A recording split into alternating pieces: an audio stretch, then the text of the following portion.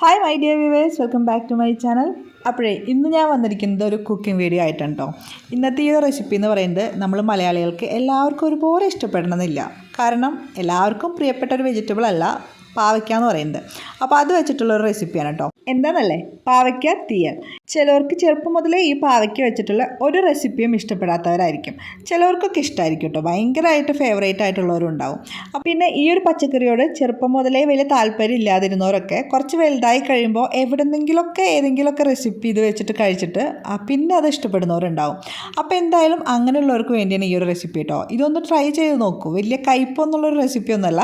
അപ്പോൾ എന്തായാലും എങ്ങനെയാണെന്ന് നമുക്ക് കണ്ടിട്ട് വരാം.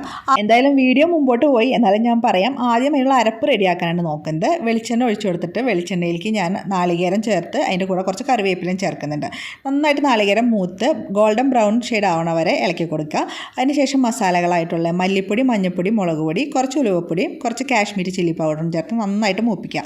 ഇനി അത് ചൂടാറാനായിട്ട് മാറ്റി വയ്ക്കാം. ഇനി നമുക്ക് ഞാൻ ചെയ്യും ആ ഒരു ഉരുളി തന്നെ എടുക്കുന്നത്. വീണ്ടും അതിലേക്ക് വെളിച്ചെണ്ണ ഒഴിച്ചു കൊടുത്തിട്ട് അരിഞ്ഞു വെച്ച പാവയ്ക്ക ചേർക്കുക. പാവയ്ക്ക വെള്ളമൊക്കെ ഒന്ന് വരിഞ്ഞു വരുമ്പോൾ അരിഞ്ഞു വെച്ചിട്ടുള്ള സവാള ചേർത്ത് നന്നായിട്ട് വഴറ്റിയിട്ട് കുറച്ച് ഉപ്പ് ചേർത്ത് അടച്ചു വയ്ക്കുന്നുണ്ട്.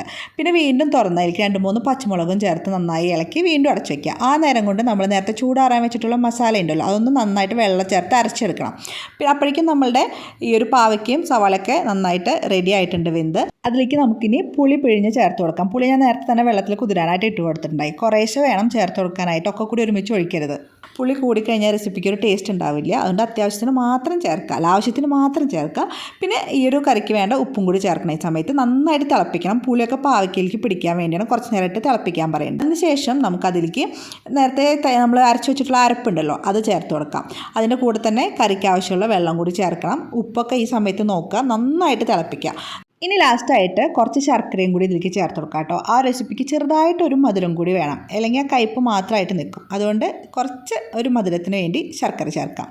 ഇനി നമുക്കത് വാങ്ങി വയ്ക്കാം കേട്ടോ. ശർക്കരയൊക്കെ ആ കറിയിലേക്ക് പിടിച്ചതിന് ശേഷം വേണം വാങ്ങി വയ്ക്കാനായിട്ട്. ഇനി നമുക്ക് ഈ കറിക്ക് വറുത്തിടാനായിട്ട് ഒരു ചെറിയൊരു പാത്രം അടുപ്പത്ത് വെച്ചിട്ട് അതിലേക്ക് വെളിച്ചെണ്ണയാണ് ആദ്യം ഒഴിച്ചു കൊടുക്കുന്നത്. എന്നിട്ട് നമുക്ക് കടുക് ചേർത്ത് കൊടുക്കാം. കടുക് നന്നായി പൊട്ടി വരുമ്പോൾ ഉണക്കമുളകും അതുപോലെ തന്നെ കറിവേപ്പിലയും ചേർത്ത് കൊടുക്കാം. വേണമെങ്കിൽ കുറച്ച് ഉലുവയും കൂടി ചേർക്കാം കേട്ടോ. ഇനി അത് നമ്മളുടെ ഈ ഒരു കറിയുടെ മുകളിലേക്ക് ഒഴിച്ചു കഴിഞ്ഞാൽ നമ്മളുടെ പാവയ്ക്ക തീയൽ റെഡിയായി കഴിഞ്ഞു. അപ്പോൾ ഇതുവരെയും ഈ ഒരു റെസിപ്പി തയ്യാറാക്കി നോക്കാത്തവരാണെങ്കിൽ ഇതൊന്ന് ട്രൈ ചെയ്ത് നോക്കാം കേട്ടോ. തീർച്ചയായും നിങ്ങൾക്ക് ഇഷ്ടപ്പെടും. എരിവും ഉപ്പും കയ്പും പുളിയും എല്ലാം ചേർന്നിട്ടുള്ള ടേസ്റ്റാണ്. പിന്നെ നമ്മൾ ഫസ്റ്റ് തന്നെ പാവയ്ക്ക നന്നായിട്ട് വെളിച്ചെണ്ണയിലൊന്ന് വറുത്തെടുക്കണം. കാരണം വല്ലാണ്ട് അതിന് കയ്പൊന്നും വരില്ല കേട്ടോ. അപ്പോൾ എന്തായാലും ഇതുപോലുള്ള കൂടുതൽ മലയാള റെസിപ്പികൾക്കായിട്ട് ചാനലൊന്ന് സബ്സ്ക്രൈബ് ചെയ്യുക. എന്തായാലും see you in my next video. Bye bye, take care.